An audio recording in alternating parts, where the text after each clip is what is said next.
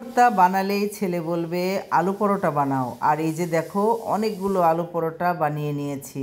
এই আলু পরোটাগুলো প্রথমে বানিয়েছি, তারপরে ভেজে নিয়েছি হালকা হালকা, এইভাবে এই পাশ ওই পাশ হালকা করে ভেজেছি। অনেকগুলো আলু পরোটা ছিল, এভাবে ভেজে আমি সংরক্ষণ করে রেখেছি।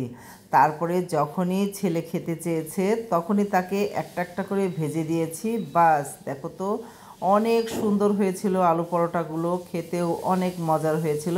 এখন আমি ডিপে রেখে দেব। আর তারপরে রান্না করব দুপুরের। শুটকি বের করেছি, সাহেব শুটকি খেতে চেয়েছে। এই যে এই শুটকিগুলো ক্যামেরাতে মনে হচ্ছে ছোট ছোট, কিন্তু বেশ বড় ছিল। তিনটাই নিয়েছি কারণ আমাদের তিনটাতেই হয়ে যাবে। একটু গরম পানি দিয়ে ভিজিয়ে রাখলাম। আর এই যে সবজি বের করে নিয়েছি, পটল, মিষ্টি কুমড়া, বেগুন, গাজর, আলু, এগুলো দিয়ে একটা সবজি রান্না করব। আর এই যে ডাল হয়ে গেছে, ডালটা আমি পাঁচফোড়ন, শুকনো মরিচ, পেঁয়াজ, রসুন দিয়ে বাগার দিলাম। দেখো তো কেমন কালার হয়েছে ডালের। এইরকম একটা কালারের ডাল হলে এত ভালো লাগে খেতে। আমার তো প্রতিদিনই ডাল রান্না করতেই হবে, সাথে জলপাই দিব। এরকম একটা টক টক ডাল খেতে তোমাদের কার কার পছন্দ বলো তো।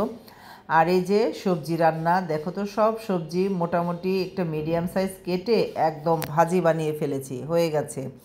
আর ওই যে শুটকি, এই যে বমলা, এই শুটকিগুলো আমি কী করেছি গরম পানিতে খুব সুন্দর পরিষ্কার করেই, এগুলোর ভিতরে কাটা ছিল, একটু তেলে ভেজে নিলাম শুটকিগুলো।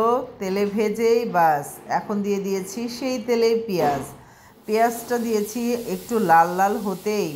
আর এই যে শুটকিগুলো দেখো তেল থেকে ভেজে উঠিয়েছি, এত সুন্দর মানে ঘ্রাণ ছড়াচ্ছিল বাসায়, পুরো বাড়ি ময়ময় করছিল। আর অনেকগুলো কাটা পেঁয়াজও আমি দিয়ে দিলাম একসাথে। পেঁয়াজ আর রসুনগুলো একটু বাদামি করব, বেশি লাল করব না, একটু বাদামি হতেই দিয়ে দিয়েছি আবার শুটকিগুলো দিয়ে নেড়ে চেড়ে নিলাম। এখন দিয়ে দিব সব মশলা, যেহেতু একটু ভাজা ভাজা হয়েছে। মশলায় বেশি কিছু না, দিব একটু হলুদের গুঁড়া আর মরিচের গুঁড়া, তাছাড়া আর কোনো মশলা নাই।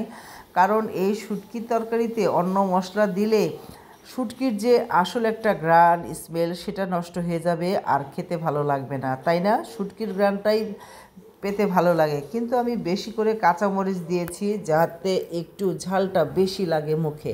আর শুটকির এই ঝাল খেতে কিন্তু ভালোই লাগে, গরম ভাতের সাথে এরকম শুটকি খেতে অনেক মজার। আর এই যে সাজনা শাক বানিয়েছিলাম, সাজনা শাক তো আমার অনেক পছন্দের, দুদিন পর পরেই দেখা যায় এই শাকটা আমি রসুন মরিচ দিয়ে বাগার দেই। আর এই যে রসুন মরিচটা আগে ভেজে রেখেছিলাম, শুধু কাঁচামরিচ দিয়ে শাকটা ভেজেছি, পরে রসুন আর পেঁয়াজে বেরেস্তা উঠিয়ে রেখেছিলাম সেটা শুধু দিয়ে মিলিয়ে নিলাম, বাস। তাহলে পেঁয়াজ রসুন ক্রিস্পি ভাবটা মুখে আসবে।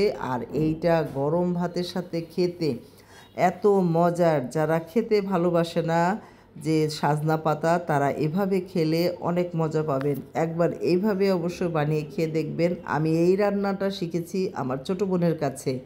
আমি তো একবারেই দিয়ে দিতাম, কিন্তু এখন আর দেই না, এখন ওর মতো করেই রান্না করি। আর এই যে ছেলে খেতে বসেছে, গরম গরম ভাতের সাথে দিয়েছি, অনেক